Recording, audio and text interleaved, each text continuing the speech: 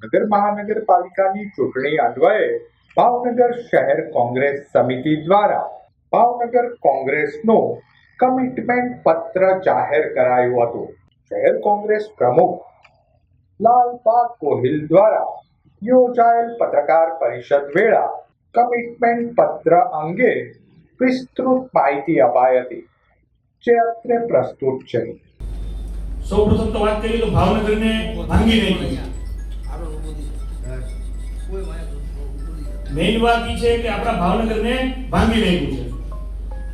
મહાનગરપાલિકામાં આજે શાસકોની અનાવરત છે એટલે અધિકારીઓ અત્યારે શાંત બની ગયા છે.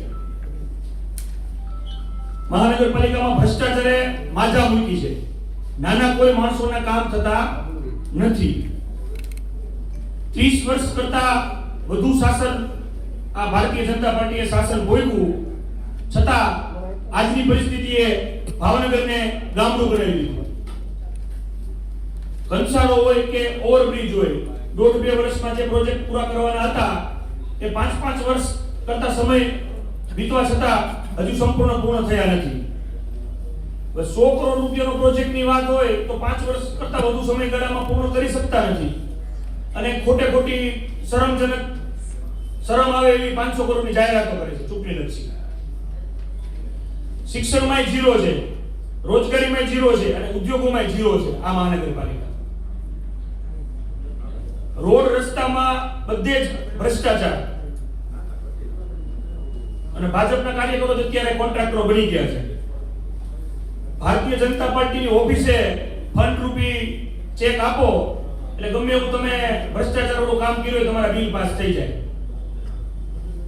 એટલે ભાવનગરમાં લોકોએ લાચારી, ગરીબી અને બેરોજગારી વધી રહી છે એ બહુ એક ચિંતાનો વિષય છે.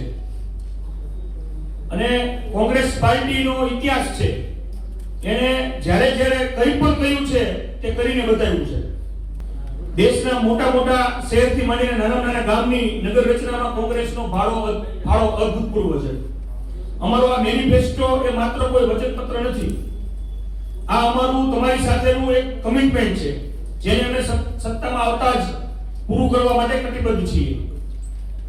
ભાવનગર શહેર કોંગ્રેસનું કમિટમેન્ટ રોડ ઉપર પાથરણાવાળા નાના ધંધાર્થીઓ માટે શહેરમાં અમે 120 સ્થળોએ જગ્યા ફાળવી. પ્રેશરની ખૂબ જ ફરિયાદો આવે છે એટલે એ અમે એનું પણ સોલ્યુશન કરીશું અને તમામ વ્યવસ્થિત રીતે પાણી ફોર્સથી મળી રહે અને કોઈ પણ મહિલાઓને પરેશાની ન રહે એવું અમે આયોજન કરીશું.